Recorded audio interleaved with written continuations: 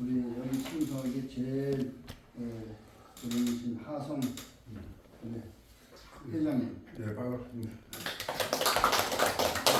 정래군 고모님, 병수 고맙습니다. 또 한 번도 안 빠지신 우리 흑수 변호사님, 우리 강사이신 진수 아저씨, 반갑습니다.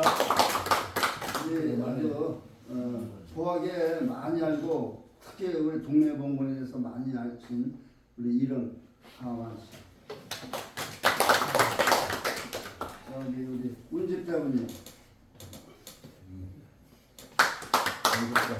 신문사 빠져 영복 우리 네, 반갑습니다. 건강 들으세요. 우리 창원파 총무이시고 파주공파입니다. 저한테 운교 대부님, 반갑습니다. 안성나 하완 씨, 하완 씨, 영계 안녕하십니까. 아주 운교하는 하성 운파 하성 반갑습니다. 나는 하성입니다. 반갑습니다. 다시 한번 감사드리고요. 우리 창원에는 진짜 순수한 모임으로서 이렇게 잘 하고 있습니다. 그러면은 다음은 우리 회장님 간단한 한 말씀 해주세요. 간단하게. 네, 이렇게 만나면서 반갑습니다. 오늘 유난히 날씨가 따뜻했네요. 여름에는 그냥 무덥고 긴 이런 한여름이더니 또 그냥 가을 날씨 쳐놓고는 아주 봄 날씨가 오늘 따뜻해. 오늘도 이렇게 여러분 만나뵈서 반갑습니다. 오늘 이렇게 좀 과정적으로 해서 이렇게 오는데 오늘 이렇게 나들이 가는 사람들도 많더라고요. 날씨가 따뜻하니까는 대공원에 뭐 애들 뭐 저것들 막 끌고 이렇게 이제 마음들 감는데 하여튼 이런 줄 원하는 날씨가 뭐 어찌됐든 뭐 저희로서는 뭐 좋지 않나 이런 생각입니다. 이럭저럭 하다 보니까는 금년도 거의 다 지나고 두 달밖에 이제 남지 않았고 며칠 후에는 우리 동네 후원문 할아버님을 위시해서 여러 선조님의 시제를 갖다가 동행을 갖다가 하는 이러한 때가 됐습니다. 우리 딴데보다는 이러한 시절에 더욱 우리 조상님에 대한 운동을 많이 생각을 하고 또 후손에게도 그런 뜻을 많이 전해주면서 사실 요즘에 이런 뜻이 애들 후손한테 많이 전달이 잘 안 되는 것 같아요. 저부터도 마찬가지입니다. 그래도 잘 이렇게 맺히지도 않아요. 그렇지만 또 그렇다고 또 가만히 있을 수도 있는 것도 아니고 그래서 우리 이러한 모임 또 우리 후손에 대한 도리 이런 것들이 이러한 모든 사항이 대대로 더 번창하게 이어지기를 바라고 여러분도 다 같이 힘써 주시기를 바라면서 간단하게 이런 말씀을 드립니다. 고맙습니다. 국기에 대한 윤회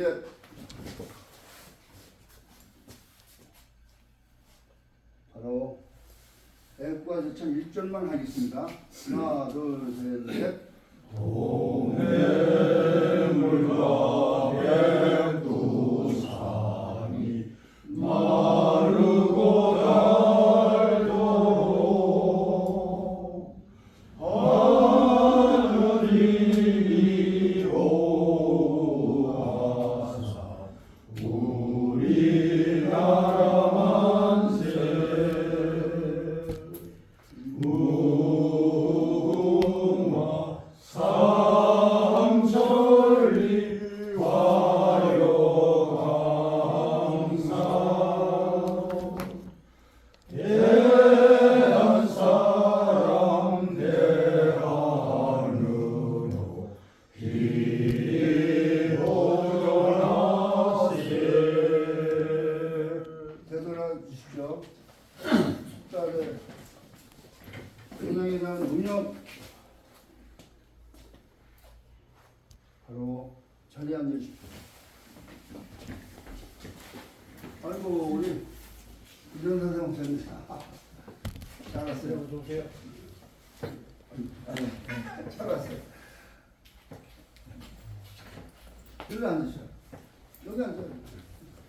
안녕하세요. 네. 네, 고맙습니다. 좋은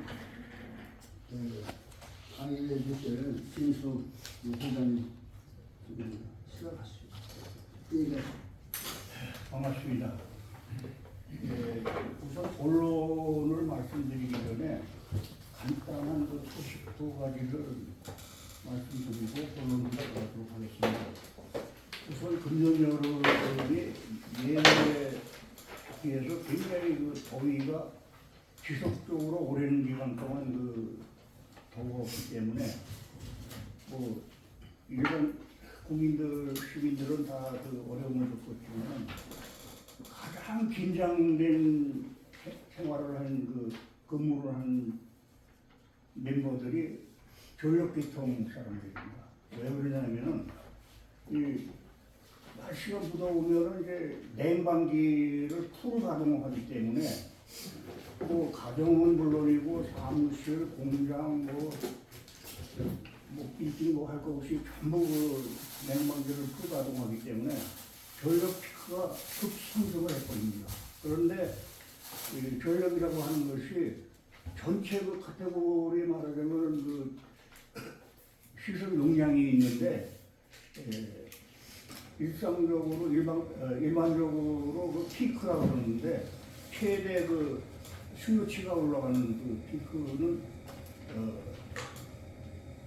예비율이 한 10% 이상, 15% 정도는 돼야 안정권이라 그럴까 안심은 그런 그 수치가 되는데 아시다시피 지금 신월산 3, 4기를 비롯해서 발전소 건설에 전부 그 허가는 냈는데 착공이 3년 이상 이렇게 딜레이되는 바람에 미처 그 발전소 건설 그 준공을 못했습니다.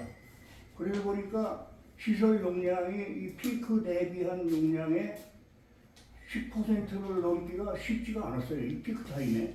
그래서 금년 여름에 그 피크가 며칠 날 기록이 됐냐 하면은 24년 8월 19일 날 기록이 됐는데 956만 킬로와트의 그 피크를 지연을 했는데 이때 그 공급할 수 있는 여력은 1004만 2천밖에 안 됐습니다. 그래서 8.3%의 예비율까지 떨어졌어요. 그러니까 전력회사에 종사하는 사람들은 긴장을 할 수밖에 없죠. 이게 발전기 하나가 고장이 나서 셧다운 돼버리면은 전체 그 시스템이 무너집니다. 이러면은 전국이 순간적으로 아니면 암흑세가가 될 수 있는 그런 그 위험 요소가 있었다는 얘기죠. 그래도 불행 중 다행으로 발전기 고장은 없이 무사히 넘겼는데 원자력 발전소 21기를 풀 가동을 했습니다. 그러니까 여유가 없었죠. 전력회사 종사자들 얘기 들어보면은 참 비상사태를 참 면하게 돼서 참 감사하다는 그런 그 얘기를 하는 후배들이 있었습니다. 예.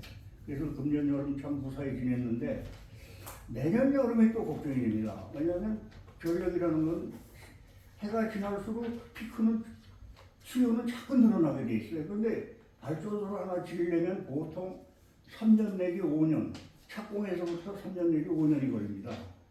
그러면 계획부터 얘기를 하면은 화력발전소의 경우는 10년을 잡아야 되고 원자력발전소는 15년을 잡아야 됩니다.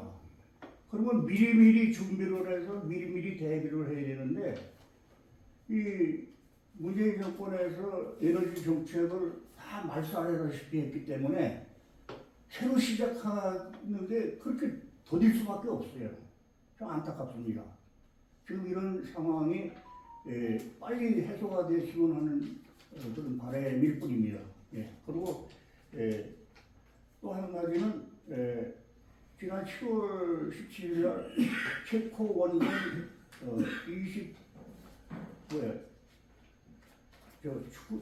체코 원전 그 수주 말하자면 오늘 우선 협상 대상자로 선정이 됐죠. 발표가 됐죠. 그런데 여기에 프랑스의 같이 경쟁을 했던 프랑스의 EDF가 이의 제기를 했고 또 웨스팅하우스가 또 이의 제기를 했습니다. 한국의 한수원은 시공 능력이 없다 이러고 속된 말로 하면 딴지를 건 거죠. 그런데 체코의 그거를 다루는 기관이 있습니다. 뭐냐면은 반독점 사무소라 그러는데 영자 약자로는 UOHS라 그러는데 이 기관에서 그걸 접수를 해가지고 하루 동안 우선 협상 대상을 중지를 했어요. 그래서 깜짝 놀랐죠. 그랬는데 그 하루가 지난 다음에 어제입니다. 어제 29일 날 일시 정지를 했던 거예요. 협상을. 그러다가 어제 발표를 했습니다. 프랑스 EDF하고 웨스팅하우스는 이거를 말하자면 딴지를 말하자면 이유가 없다. 말하자면 자격이 없고 이유가 없다.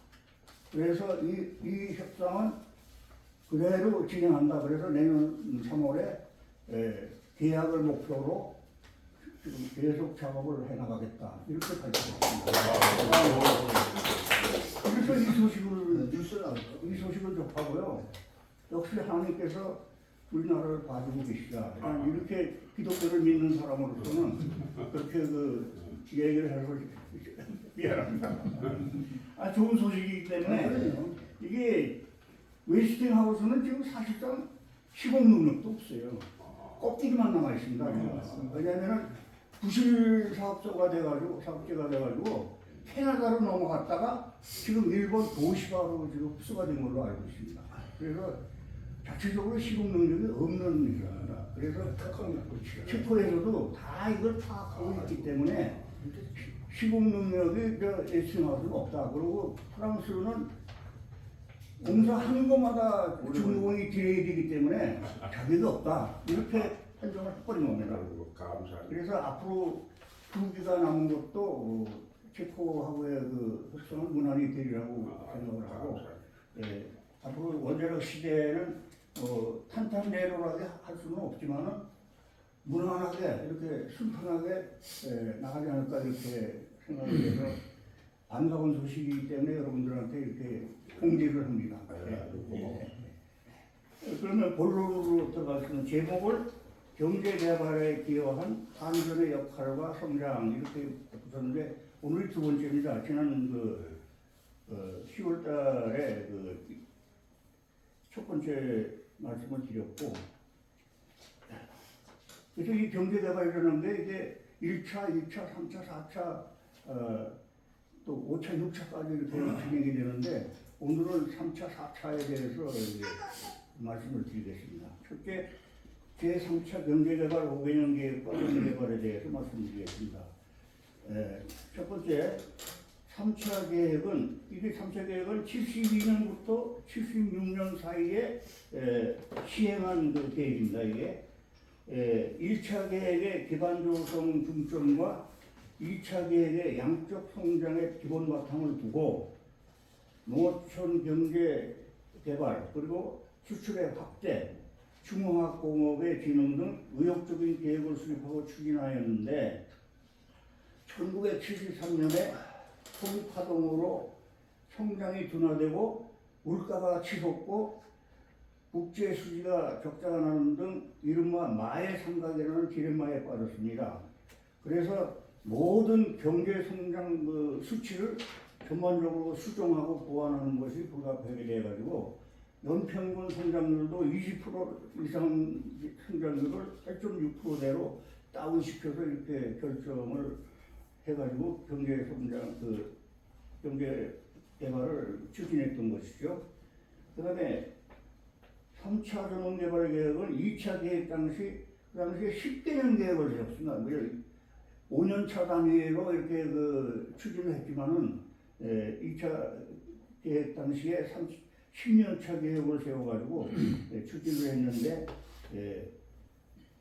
모두 이 기간 동안에 그러니까 3차 기간 동안에 340만 킬로를 새로 건설하겠다 이런 그 목표를 가지고 추진을 했다 이렇게 말씀드리겠습니다.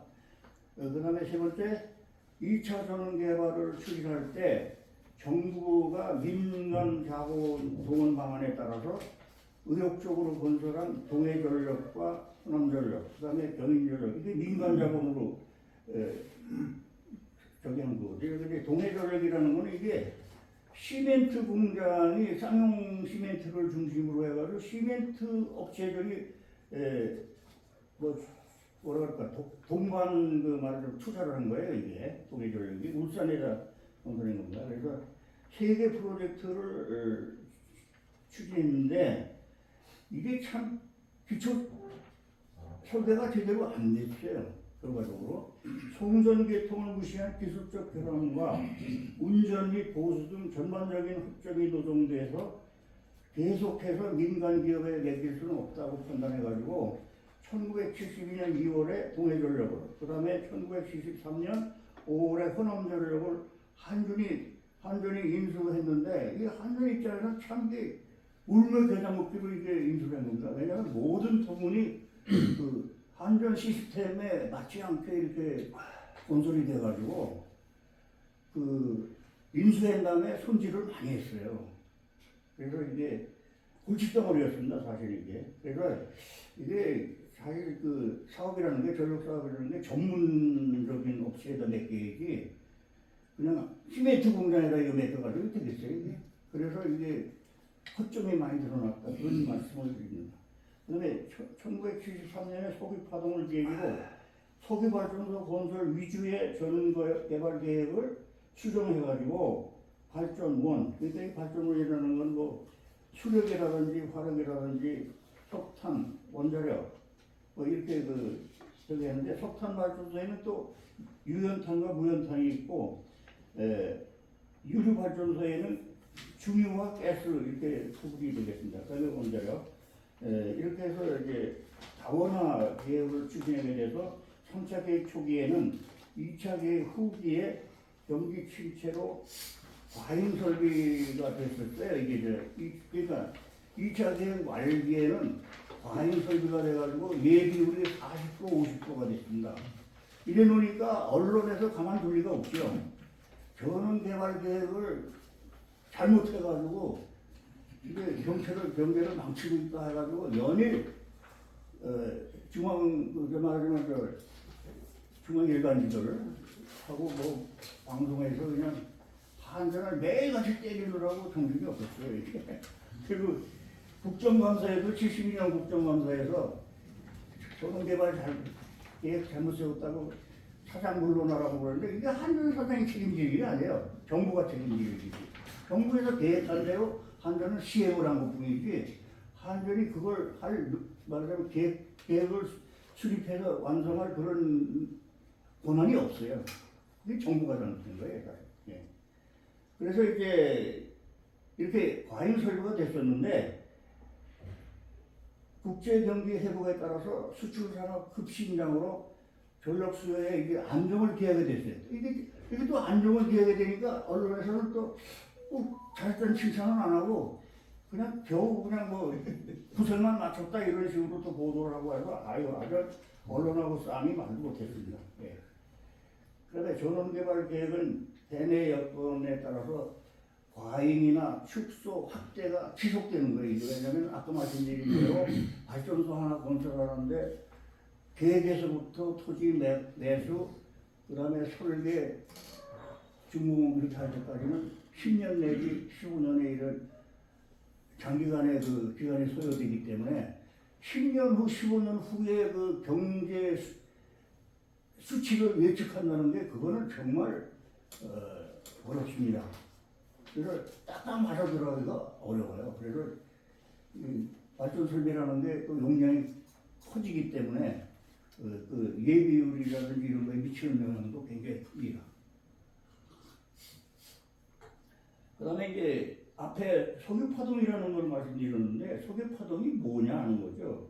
이거에 대해 정말을 말씀드리면은 1973년 10월 달에 사우디아라비아의 파이잘 왕이 그 왕으로 군림해 있었는데 파이잘 왕이 이끄는 아랍 석유 수출국 기구라는 게 있어요. 오페크라고 그러죠. 석유 수출국 기구 회원국들이 석유 수출 금지 조치를 발동을 했습니다. 그래가지고 이 조치는 욤키푸르 전쟁이라고 그러는데 이게 4차 중동전쟁인데 이게 이스라엘과 이집트의 전쟁입니다. 이게. 그래서 욤키푸르 전쟁이라고 그러는데 이게 종교적인 용어라고 그래요. 예, 4차 중동전쟁 동안 이스라엘을 지원해준 국가들에 대해서 석유를 팔 수 없다. 이래가지고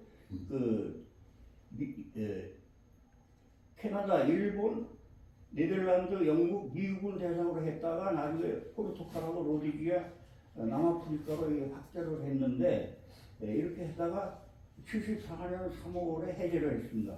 이 해제를 하게 된 거는 그 상황에서 이때 유가는 배럴당 19달러에서 75달러까지 이렇게 폭등을 해가지고 난리가 났었죠 이때. 근데 73년 11월 7일 날 미 국무장관 헨리 키신저가 파이잘 왕을 면담해가지고 분쟁을 공평하게 관리하겠다. 그래서 석유 완전 묶어놓은 거를 해제해달라 이렇게 이제 협상을 해가지고 이 해제를 하게 됐다 이렇게 이제 뒷얘기가 있습니다. 예. 그다음에 5번째 항 1976년 전력 수급 상황은 공급 능력이 395만 4천 킬로와트에 최대 수요가 380만 7천 킬로와트에 이르러서 예부율이 3.9%로 이렇게 다운됐습니다. 앞에 과잉 설비가 됐다가 경기가 좋아져가지고 괜찮아졌다 그랬는데 또 경제가 또 확 일어나가지고 수요가 급증을 하니까 이게 예비율이 3.8%대까지 떨어져가지고 또 난리가 났었어요 이때도.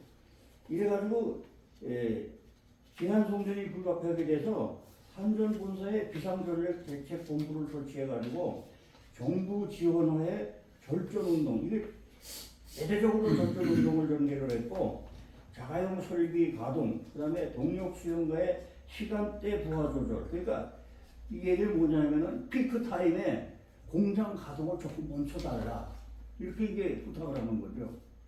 그래서 이제 동력 수용관들이 협조를 해줘가지고 상당히 그 피크를 조절할 수 있는 그런 일이 있었습니다. 그다음에 이렇게 동력 수용과의 시간대 부하 조절을 시행하는 한편 성능 저하 발전소의 기능 복구 공사 또 건설 중인 발전소의 조기 중공을 촉진하면서 응급 대책용 이때까지 이게 응급 대책용으로 소형 발전소라는데 이게 이제 조그만 디젤 발전소인데 용량도 적고 원가가 굉장히 비싼데 발전원가가 이거를 다 이제는 전면 폐기하기로 이 시점에서는 폐기를 해버렸습니다. 그래가지고 72년 말 발전소비 총량은 480만 9천 킬로와트를 확보해서 이제 수요에 대응을 하는 그런. 그때 아까 말씀하셨던 쌍용 세멘트를 세웠어요. 쌍용 세멘트를 세웠어요. 동양 최대 세멘트 공장을 그때 세웠습니다. 기상으로. 약간 가동 중지했다는. 가동을 좀. 야 이게 하나님 골칫덩어리 했어요. 엄청 컸어요. 이 골칫덩어리를 한전 보고 또 인수를 해라 그러니까 이게 인수 조건은 또 대대 비싸게 요구를 해가지고 우리 그렇게 못하겠다. 한전에서는 그렇게 비싸게 비싼 단가로다가 당신의 그 발전소를 인수 못하겠다. 마음대로 해라. 그거를 그때는 한전이 조금 배짱을 내기로 했어요. 정부에서는 해라고 지시를 했지만은 터무니없는 단가를 요구하고 뭐 자기는 뭐 손해를 보는 안 보는 정도가 아니라 엄청난 이익을 챙기겠다고 덤벼들어가지고 한전에서는 그 마음대로 해라. 그것들 우리는 돈도 없고 또 인수할 여력도 없으니까 마음대로 해라. 그런 그 옥신각신 싸움을 몇 달 동안 지속했었어요. 박정희 정권 하에서 그렇게 한전이 박 대통령한테 그냥 내뻗을 그런 배짱이 있었어요. 아니 자꾸 저기 해면 적자만 나는데 돈이 없죠. 물론 뭐 배짱이라는 것보다도 논리적으로 방법이 이게 없었으니까. 논리적으로 이걸 안 된다. 한전이 망하게 생겼는데. 네. 그때도 재무 구조가 안 좋았거든요. 옛날에 재무 구조가 안 좋으면 한전이 결국은 한전의 책임이 아니라 정부 책임으로 돌아가거든요. 그래서 배짱 아닌 배짱을 내밀었는데 터무니없는 요구를 했기 때문에 그런 겁니다. 그 다음에 큰 두 번째 4차 경제개발 5개년 계획과 전개발에 대해서 말씀드리겠습니다. 4차 계획은 기본 이념을 성장과 형평과 능률에 두고 자립성장 구조의 실현, 사회개발의 촉진, 기술 혁신과 능률 향상을 중점적으로 추진하였습니다. 그러나 사업 추진 여파로 경상 수지의 적자 폭이 46억 5천 달러에 달했으며 예채도 325억 달러로 늘어나서 요거는 한전이 아니라 정부입니다. 정부의 경상 수지 적자 폭이 늘어나고 예채가 이게 늘어났기 때문에 앞에 말씀드린 동해전력이나 이런 민간전력 발전소를 인수하는 것을 정부도 뻔히 알죠. 이게 적자가 나는데 터무니없이 돈을 많이 주고 인수를 한다는 것은 그거는 있을 수 없다는 건 정부도 다 알기 때문에 한전은 또 이런 상황을 보도를 해서 그렇게 했던 거죠. 이 달러가 늘어나서 그래도 산업구조의 근대화는 계속 전진을 했다. 이렇게 이제 기록에 나와 있습니다. 그 다음에 두 번째, 전력 사업을 국제적 기업으로 도약하는 토대를 구축하기 위해서 에너지 다원화 정책을 추진해서 기저 공급 설비를 유전소 발전소에서 원자력 및 유연탄 발전소로 전환하였으며 이 기간 중 보리원자력 1호기를 비롯한 514만 3천 킬로와트를 개발해서 1981년 말 총 설비 용량은 983만 5천 킬로와트에 이르렀습니다. 굉장히 엄청나게 발전소를 엄청나게 지었어요, 얘가. 그래서 이게 기저 발전소라고 하는 거는 이 여러 가지 발전소가 있는 중에서 가장 기본이 되는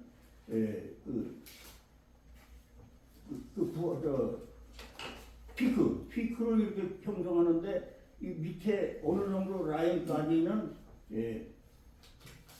어느 발전소가 담당한다 이제 그런 얘기예요. 그래서 그거를 옛날에 요 이전에는 유류 발전소가 담당을 많이 했는데 유류 발전소는 국제 유가가 예측할 수 없이 널뛰기를 하기 때문에 원자력과 유연탄 발전소로 이렇게 기저 발전을 하고 나머지 이제 유류 발전소나 무슨 이런 거는 그 위에 이제 서브 프로젝트로 이렇게 운영을 한다 그런 얘기가 되겠습니다. 전력 사업을 국제적 기업으로 도약하는 토대를 구축하기 위해서 에너지 다원화 정책을 추진해서 기저 공급 설비가 유전소 화력 발전소에 원자력 및 유연탄 발전소로 전환하였으며 이건 앞에 말씀드린 대로 이 연말 총 설비 용량이 983만 5천 킬로와트. 그러니까 이게 참 우리나라가 기적을 이룬 나라는 걸 이런 수치를 보고도 알 수 있습니다. 왜냐하면 61년도에 한전이 삼사통합될 당시에 설비 용량이 36만 7천 킬로와트였어요. 이건 발전기 하나 용량도 안 되는 거예요. 36만 7천이라는 거. 그런데 이게 36만 7천이 983만이 됐으니까 이게 30배 이상 성장의 된 거 아닙니까 이게? 그러니까 20여 년 동안에 30배 이상의 성장을 했다는 거는 이거 세계사적으로 없는 기록입니다. 이거는. 그리고 세 번째 4차 계획 중에 큰 특징은 타유원전 개발의 추진과 함께 전력 설비의 기자재 국산화를 추진하였으며 건설 공법의 획기적인 개선으로 건설비의 감축을 도모하였으면 물론 1978년 4월 29일 우리나라 최초의 보리원자력 1호기를 준공해서 세계 21번째의 원전 보유국이 된과 동시에 본격적인 원자력 발전 시대를 구축하였습니다. 또한 우리나라 최초로 청평 양수 발전소를 건설해서 피크타임 조절용으로 사용했으며 이후 양양, 청송, 양산 등의 후속기를 건설했는데 이게 기자재 국산화를 위해서 한전 그 부서에다가 특별 기구를 설치했어요. 국산화 개발 추진위원회 하에 국산화과를 설치를 해가지고 모든 전력 설비에 소요되는 그 기자재, 변압기, 애자, 뭐 볼트, 무슨 뭐 모든 그 케이블 뭐 이런 거 전부 국산화를 대대적으로 추진을 하는 거를 그 특별 부서를 만들어 가지고 추진을 한 그런 게 있습니다. 그다음에 이제 양수발전소라고 하는 것은 이게 청평 양수발전소를 최초로 이제 우리나라 건설을 했는데 청평 그러니까 경기도 가평군에 호명산이라고 있습니다. 호명산. 예, 보면 호명산이라는 게 이게 호랑이가 울었다는 그런 그 유래에 의해서 호명산이라고 지정이 됐는데 이게 해발 한 500m 정도 되는 그렇게 엄청 높은 산은 아니에요. 그 산 꼭대기에다가 저수지를 만들어 가지고 이게 발전소 용량이 원자력을 비롯해서 유연산 발전소가 전부 100만 킬로 이상의 큰 발전소가 되니까 발전소를 피크 타임이 아닌 그 타임에는 발전을 했다가 껐다가 하기가 굉장히 어려워요. 발전소 한번 원자력이나 유연산 발전소를 껐다가 다시 켜려면 3시간 이상 소요가 된다고 합니다. 그러니까 비용도 또 많이 나고. 그래서 이때 그 과잉 생산되는 전기를 이용해서 양수발전소를 이용해서 물을 그 하부 저수지 또는 강에서 물을 끌어올려 가지고 산꼭대기 저수지에다가 저장을 했다가 피크 타임에 이제 조절용으로 보완용으로 이제 조절 보완용으로 이렇게 활용을 하는 것이 이제 양수발전소의 특징입니다. 그래서 발전소비 용량이 크면 클수록 양수발전소 숫자도 자꾸 늘어나야 되죠. 그래서 청평 양수발전소가 1980년 2월 달에 이제 맨 처음에 79년 11월 달에 1호기가 준공이 됐고 80년 2월 달에 2호기가 준공이 됐는데 규모는 40만 킬로와트입니다. 근데 20만 킬로와트 두 대죠. 20만 킬로와트 두 대를 거기하는데 유효 낙차가 473m입니다. 그래서 이거 건설할 때 사고도 많이 나고 뭐 업체하고의 관계도 상당히 어려움이 많았는데 토목공사 업체죠.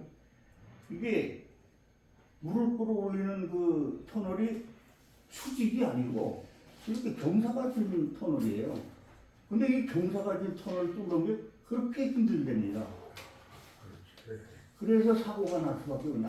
낙반 사고가 나고 뭐 돌멩이 바위덩어리가 떨어지고 이래서 사고가 나고 하는데 이거를 갖다가 공사하느라고 굉장히 애를 먹었다고요. 그래서 이게 무려 500미까지 끌어올리려니까 엄청난 그 낙차가 있잖아요. 그래서 그걸 동력으로 끌어올려가지고 저장을 했다가 근데 그 발전소는 육상에 위치한 게 아니라 그 산에 산 가운데 위치해 있어요.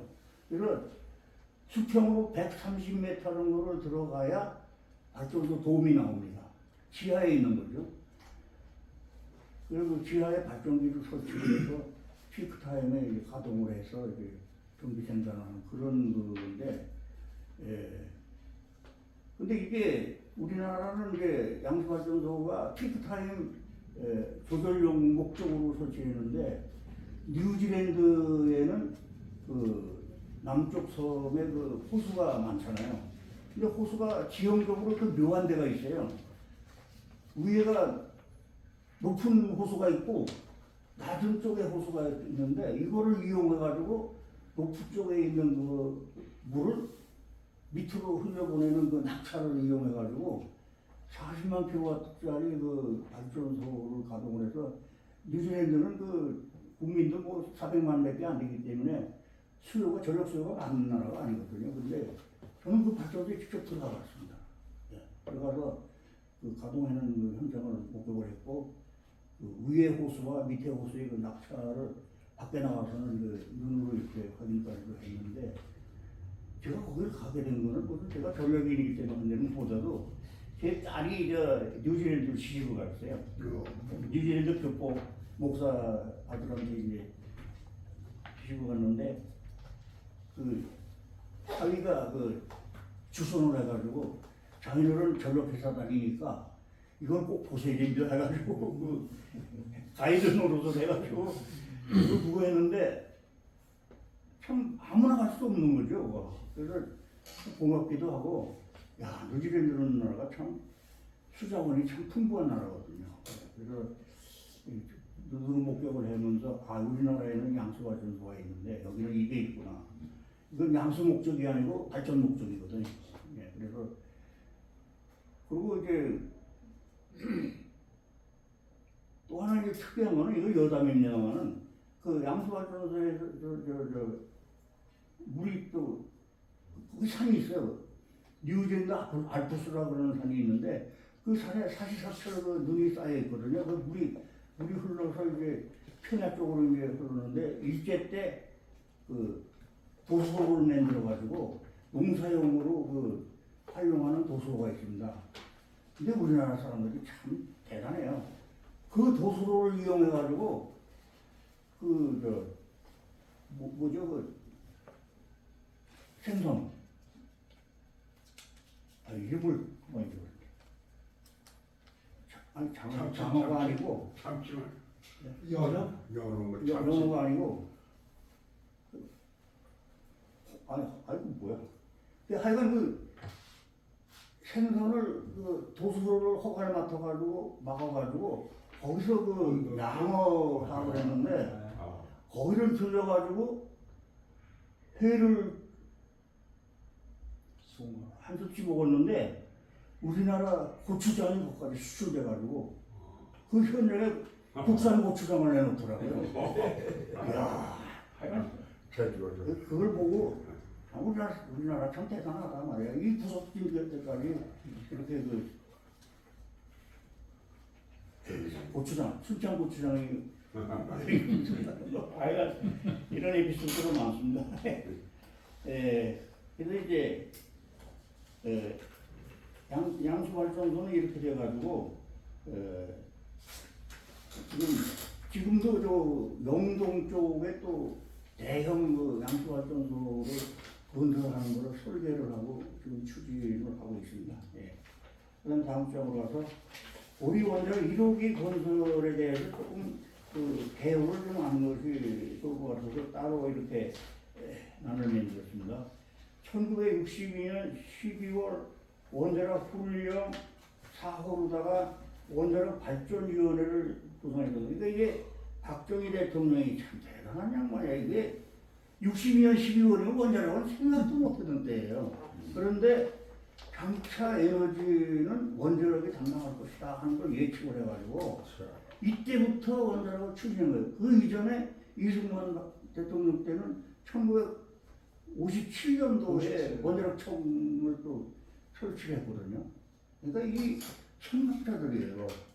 이승만 대통령이나 박정희 대통령은 참 국가를 이끌 만한 동량 그 청각자다 그렇게 봅니다. 그래서 62년에 원자력을 생각도 못하는 때예요. 그래서 이게 이때 원자력 발전위원회를 만들어가지고 원자력 발전 계획안을 작성해라 이렇게 지시를 한 거죠.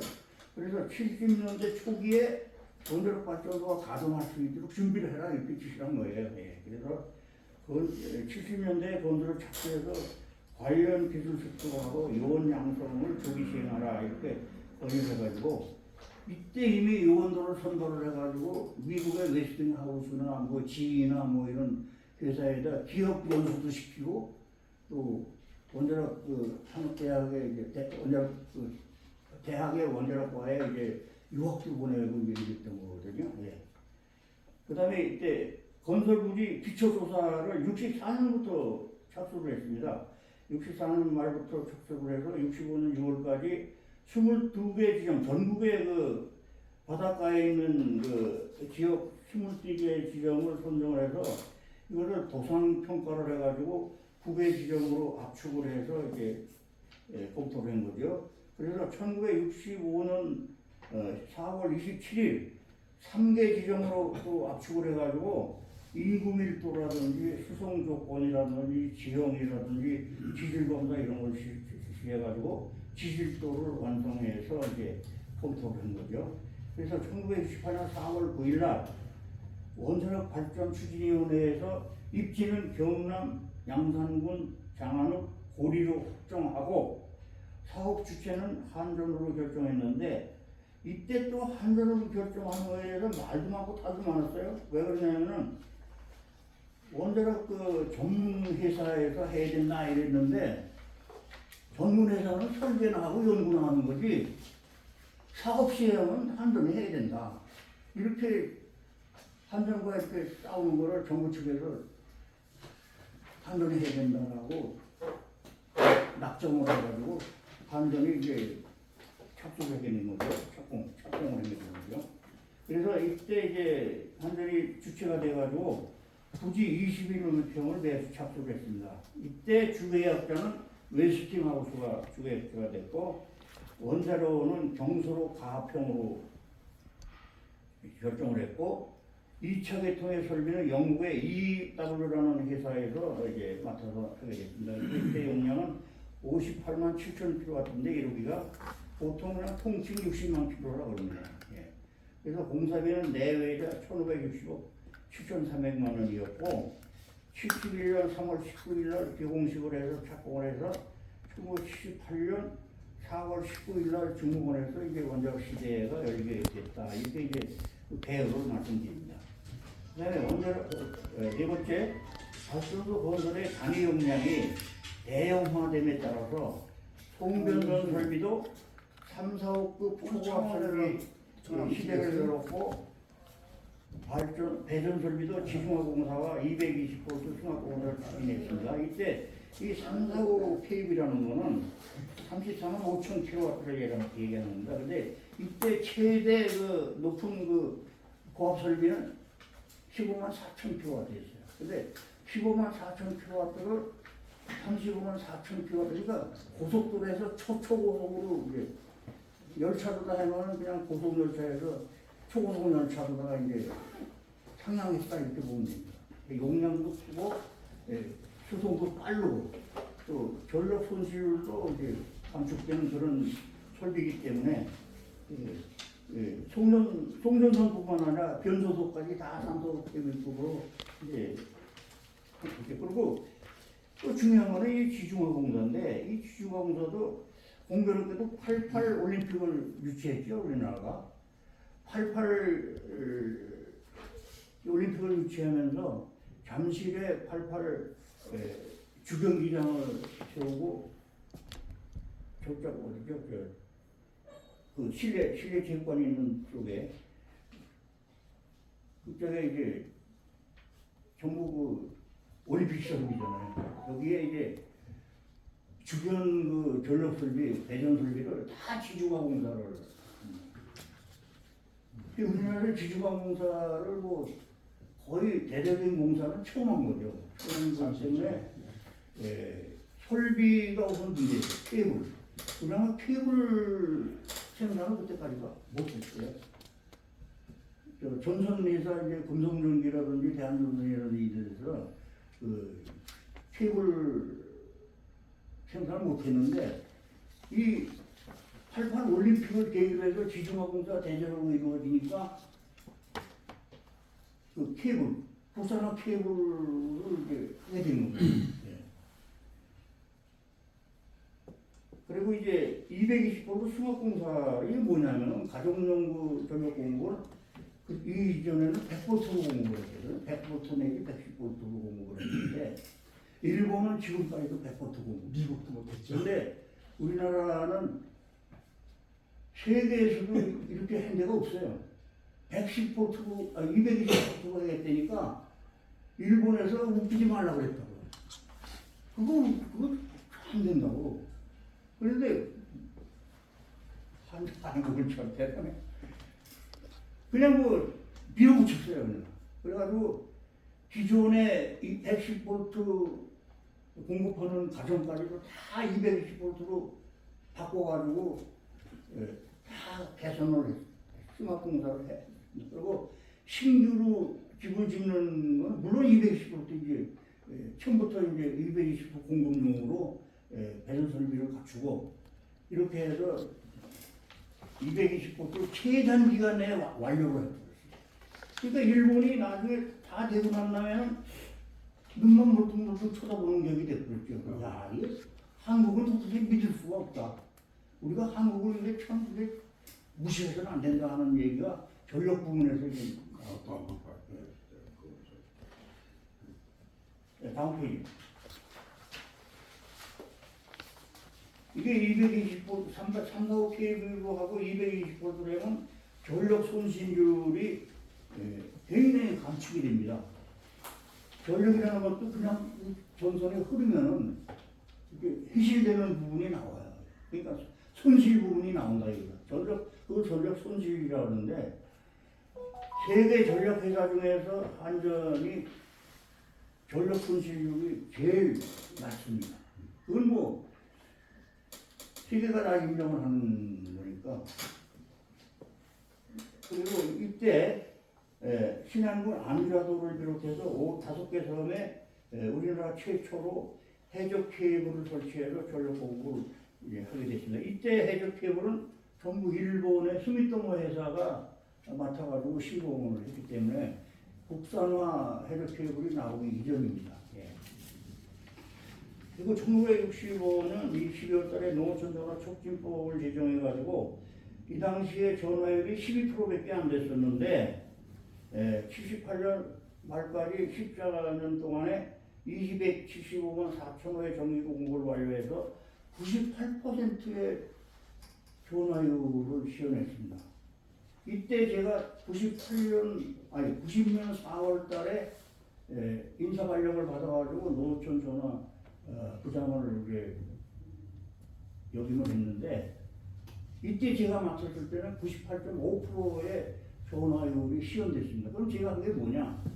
기존의 가공선으로 공급되는 거는 이미 거의 완료가 됐고 도서지역, 섬 지역을 공급하는 거를 제가 담당을 해서 법을 개정하고 계획을 세우고 추진을 해서 우리나라 섬을 갖다가 이제 전력 공급을 하는 거를 제가 담당을 했었는데 이때 이제 그 밑에 요건을 보면은 가공선으로 전기 공급이 불가능한 도서 지역에 7만 9천호에 대한 자가발전기 설치 공급을 착수해서 1단계로 50개 선 2만 8천호를 완료했는데 이중 6개 도서는 해적 케이블을 또 설치했습니다. 이때도. 근데 이게 제가 막간을 이용해서 우스갯소리로 한번 퀴즈를 내겠습니다. 우리나라에 섬이 몇 개가 있다고 했습니다. 섬의 개념은 꼭 사람이 살지 않더라도 이렇게 바다에 바위가 올라가 있으면 그것도 섬으로 칩니다. 근데 요거까지 해서 우리나라 무인도까지 해서 유인도 합쳐서 섬이 몇 개가 되겠어요? 한 5천 개 안 돼? 예? 5천 개. 3만 5천 개. 너무 많은데 너무 많죠. 3,000개 정도 되는 것 같은데 3,800개 아닙니까? 거의 근접해요. 3,400개로 알고 3,000개가 조금 넘습니다. 3,000개가 들락날락 넘는데 것까지 다 심어놓은 그 섬의 개념이 뭐냐면은 연육이 되면 섬에서 제어가 됩니다. 예를 들면 강화도가 제일 좋은 얘기죠. 강화도는 섬인데 다리로나 연결이 됐잖아요. 그러면 섬 숫자에서는 제어가 돼요. 여수에 돌산도라고 있습니다. 돌산도도 다리가 안 맞았거든요. 그러면 섬의 숫자에서는 빠져요. 섬이 3,000개가 조금 넘습니다. 그리고 유인도가 500개가 조금 넘습니다. 500개.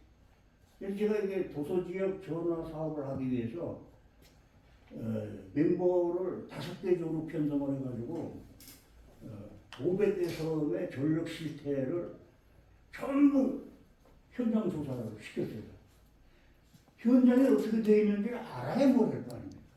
그래서 막대한 예산을 들여서 출장비 예산을 들여가지고 팀을 구성해가지고 500개 사업을 전부 현지 답사를 해서 그걸 가지고 기본 이제 설계를 이제 한 거죠.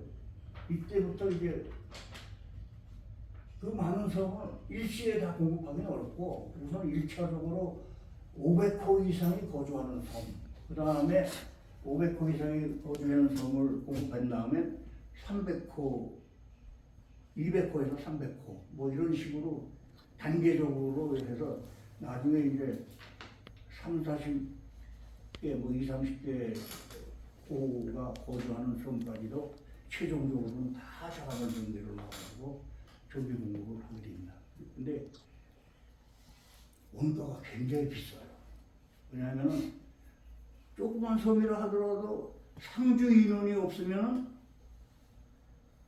발전기라는 게 기계잖아요. 기계가 멈추면 전기가 멈추면 당장 섬 사람들 그 생활이 전기를 쓰다 안 쓰면 깜깜해지잖아요. 그리고 이 섬 사람들이 또 김 양식들은 아니에요. 그래서 김 양식이 전기로다가 김을 말리고 하는 그 작업이 중지가 됐잖아요. 그러면 손실이 엄청나게 나오죠. 그래서 그런 걸 고려해서 발전기도 복수로 설치를 한다. 한 대 용량만 가지고도 공급할 수 있는데 한 대 가지고 안 된다.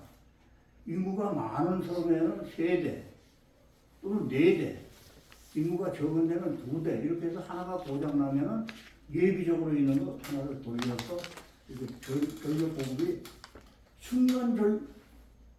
전력 공급이 중단될 수는 있어도 오랜 시간 전력 공급 중단은 안 된다 해가지고 복수의 그 발전기를 설치를 해가지고 정전 없는 전력 공급을 한다 이래가지고 해야 된다 이래가지고 설비를 그때 넉넉하게 했던 그런 기억이 납니다. 마지막으로 국민 소득의 향상으로 가전기기 보급이 늘어나면서 호당 평균 사용량이 1961년에 이 3차 통합 당시죠. 당시에 1492kWh에서 1981년도 20년 만에 6234kWh로 약 5배의 성장세를 시현했습니다. 네, 이에 수반해서 한전의 설비 투자비 증가로 61년 3차 통합 당시에 38억 3,800만 원이었던 자본금이 81년 말에는 5조 6,800만 원으로 메모드급 회사가 되어버린 거죠. 네. 38억 3,800만 원 정도의 자본금은 뭐 이거 큰 회사라고 할 수는 없었죠. 네. 이 당시로서는 컸지만은 지금 현재 기준으로 하면은 뭐 민간 회사도 뭐 이 정도는 뭐. 근데 이걸 20년 동안에 5조 6,800만 원을 키워놨으니까 뭐 자고 나면은 회사 커지는 거죠 그냥. 그렇게 해서 오늘날에 이제 여러분들한테 안정적인 전력 공급을 하려고 지금 불철주야 이 전력인들은 노력을 하고 있다는 것을 말씀드리고 제 말씀 마치도록 하겠습니다. 감사하고요. 지금 이제 좋은 강의를 잘 들었고요. 지금 보니까 한전은 지금 적자가 되고 있는 걸 알고 있어요. 현재로. 이번에 사업자는 9.7%를 인상을 했고 이 저소도 일반적으로는 올리질 않았어요. 그러면 한전도 물론 공기업이지만은 그 적자가 누적되고 있는데 이거 정치적으로 이제 안 올렸거든요. 그럼 이거 어떤 해결 방법이 있습니까? 그럼? 이게요 전력 요금이라는 게 한전 마음대로 하는 게 아니에요. 글쎄요. 정부에서 다 주물럭거리기 때문에 한전은 그냥 정부 지시에 따라서 의견은 낼 수 있지만은 결정은 정부에서 해버리는 거기 때문에 상당히 그 자율성이 없어요. 거의 없어요. 그 욕은 한전이 먹고 그러니까요. 춤은 정부에서 추고 그런 격이 되는데 적자를 해소하기 위해서 다각도로 많이 노력을 하죠. 그 다음에 유휴 토지까지도 다 팔아먹었어요. 또 팔 것도 없어요 이제. 그 유유토지라는 게 이게 뭐냐면 예를 들어서 팔당 수력 같은 데 경우는 팔당 수력을 건설하기 위해서 댐 하부 쪽에 그 유유지가 굉장히 많습니다. 그거를 일부 잘라서 꼭 필요한 부분만 남기고 나머지는 다 매각을 해버리는 거죠. 그 가지고 있어야 뭐 세금만 내고 관리비만 들어가니까 굳이 가지고 있을 필요는 없었는데, 예. 그런 식으로 이게 비구도 줄고 비구도 굉장히 축소를 했어요. 비구를 축소한다는 얘기는 인건비를 축소한다는 얘기거든요. 인건비를 축소하고 또 여러 가지 그 부수되는 그 적자 요인이 되는 지출 요인이 되는 거를 많이 노력을 하고 있어요. 근데 이 원인이 왜 적자가 나느냐는 건데 지난번에도 뭐 늘 말씀드리고 했는데 전기도 이게 장사 아닙니까? 장사입니다 이게. 전기를 생산하는 한수원이나 발전회사에서 사가지고 이거를 정부에서 정해진 단가로 파는 거거든요. 그러면은 예를 들면은 원자력 발전소가 50원에 생산을 해서 50원에 한 대로 넘긴다 그러면은 하면 그 50원에다가 이윤 보태가지고 60원에 판다 이런 얘기예요. 그런데 태양광하고 분명. 뭐야? 풍력. 이거는 원가가 원자력의 5배 이상 돼요. 그러니까 원자력이 생산 원가가 50원이라고 그러면은 태양광은 250원 이상입니다. 그럼 유류 발전은 어떠냐? 유류 발전도 거의 2배 내지 3배가 됩니다. 원자력에. 그러면 가급적이면 원가가 높은 발전소는 가동을 하지 말아야 돼요. 그런데 이게 자꾸 문재인 얘기를 하는데 어쩔 수 없어요. 아니 이게 에너지 정책이라는 게 국가의 발전과 경제 발전과 궤를 갖추는 거 아닙니까 이게? 전력공급을 싸게 해줘야 공장도 원가가 내려가고 가구의 지출도 내려가고 그런 건데 문재인 정권의 에너지 정책은 마이너스 정책을 썼어요. 마이너스. 그 마이너스라는 게 바로 풍력과 태양광이죠. 그리고 원자력을 멀쩡하게 월성한 대로 7천억이나 들여가지고 가동 준비를 하고 있던 거를 폐쇄해버렸어요. 그리고 우리 원자력 1호기도 손질만 좀 하면 2, 3년 또 가동할 수 있는 것도 폐쇄해버렸어요. 그래놓고 태양광, 유류 발전소. 이게 적자 누적이 될 수밖에 없어요. 또 한전은 예. 제가 50원이라고 얘기하는 건 예를 들는 거예요. 전체적으로 하려면은 제대로 된 통계를 가지고 말씀드려야 되는데 그 안에 경향치를 얘기하는 거니까 그렇게 이해를 해주시면 되겠습니다. 그래서 참 이게 하루아침에 이게 고쳐질 수가 없어요. 아마 제가 보기에는 지금 건설하고 있는 원자력 발전소 울산, 신울산 3, 4, 5기 또 새로 시작되는 건 아직도 뭐 모르겠어요. 어떻게 될지. 이게 원자력이 몇 기가 준공이 돼야 장가가 좀 내려갈 수 있지 않나. 그냥 걱정만 앞설 뿐 묘책은 별로 눈에 띄는 게 없다. 그렇게 말씀드릴 수 없고. 정치적으로 뭐 결정이 되니까 그렇지. 그러면은 문재인 대통령이 고장낸 그 원자력 발전소가 예. 그 몇 개 정도 됩니까? 지금 폐쇄해버린 거는 월성 1호기하고 고리원자력 1호기예요. 그리고 착공을 해가지고 빨리 준공을 해야 될 것이 가장 가까운 곳이 신울산 3, 4, 5기예요. 이번에 근데 이게 지난 7월 달인가 착공 그 지시가 승인이 나가지고 그것도 참 윤 정권에서도 그걸 많이 서둘러서 윤 정권 초기에 그 승인할 수도 있었는데 이번에 했어요. 며칠 했잖아요. 엊그제 했어요. 네. 한2달 전인가. 네. 그래서 이제 착공을 해. 그러면 건설회사 손해가 없는 얼마입니까? 그 부지정비하고 그대로 놓고 중장비를 그냥 현장에서 그냥 놔둬버리고 뭐 이런 현상도 일어나고 그래가지고 또 한손 입장에서는 그 부지 매수하느라고 돈을 얼마나 투자했습니까? 그 엄청난 자금을 투자해서 부지 매수를 했는데 그걸 놓으면 토지세만 매는 나가고 수익은 없으니까 그 자체가 적자 아닙니까? 그래서 원자력 발전 원가를 높이는 거죠. 이게. 그래서 바람직한 것은 빨리 값이 싼 원자력 발전소를 후속기를 빨리빨리 해가지고 그런 대책이 없어요. 제가 볼 때 제가 퇴직자 그 친구들이나 무슨 후배들하고 이제 대화도 많이 합니다만은 원자력 외에는 대책이 없어요.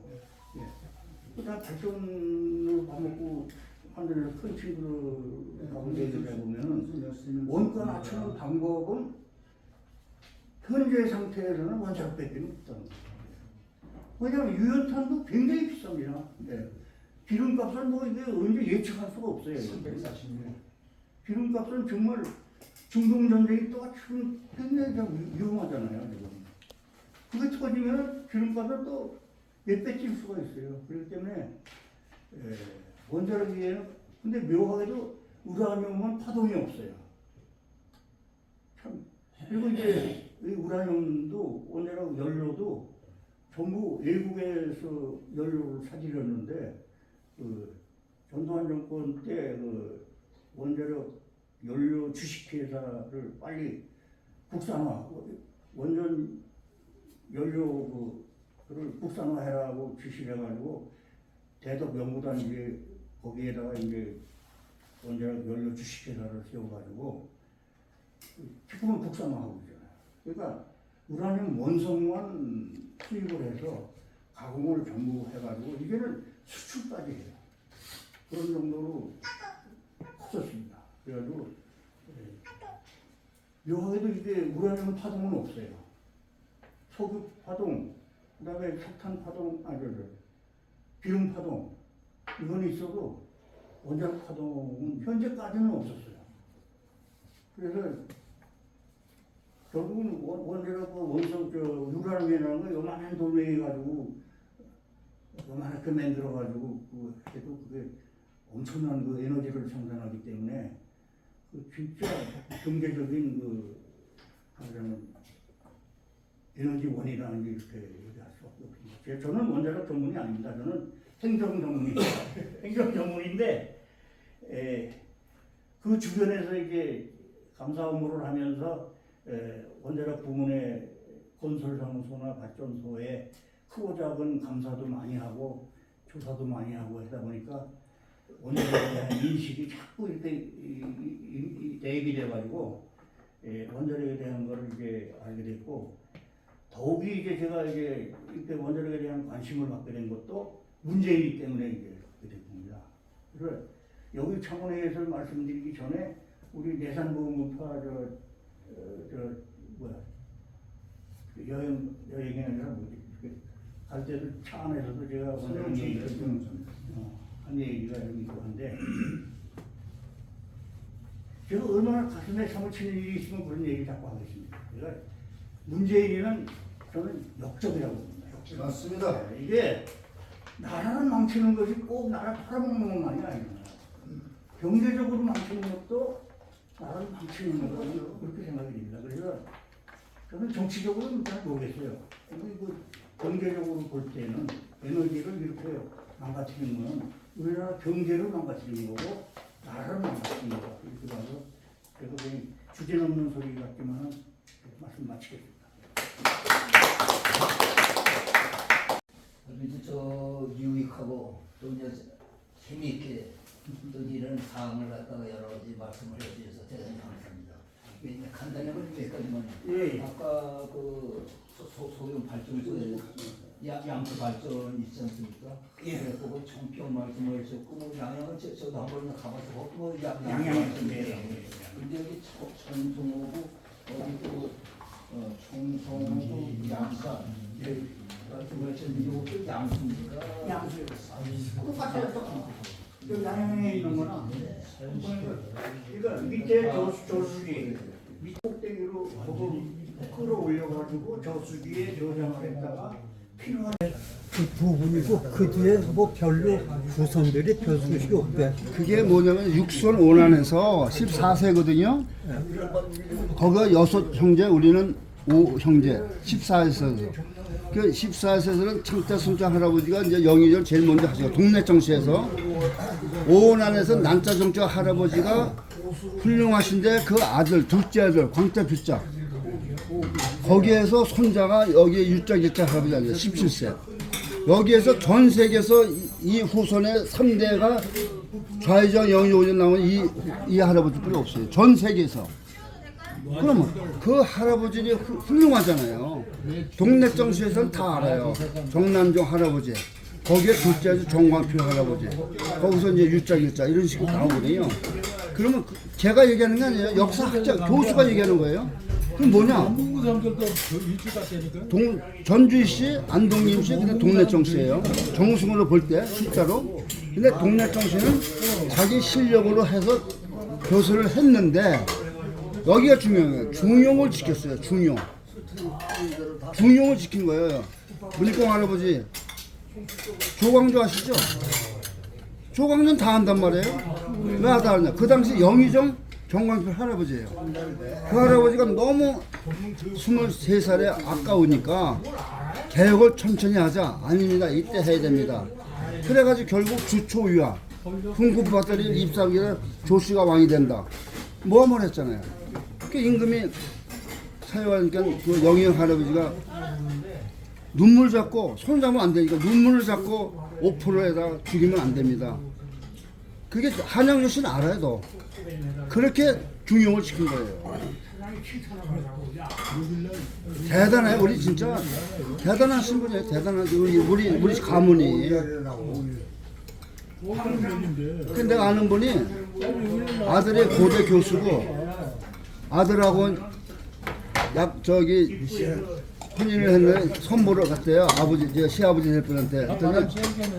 어디 정치냐? 저 동네 정치입니다. 그랬더니 그대로 오케이 했어요. 왜 싫어해요?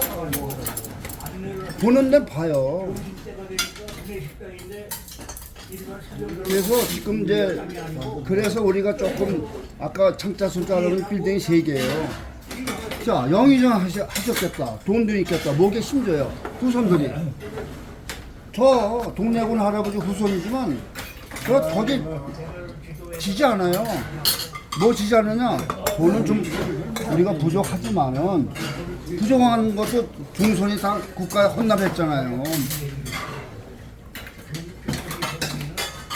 그래서 우리가 뭐 자랑이 아니라 18세 상자 신자 할아버지 내산봉은 종친에서 수요일에 빌딩 사가지고요 한 달에 6천만 원씩 나와요. 그래서 이번에 100만 원 또 기부합니다. 내산봉은 종친에서 동네보험군에 전에는 10만 원씩 했어요. 앞으로 더 할 거예요. 자랑하는 게 아니에요. 그럼 우리는 왜 그 땅을 팔았냐? 군인은 땅을 팔았냐? 한 달에 1년에 1,400만 원 세금을 냅니다. 세금.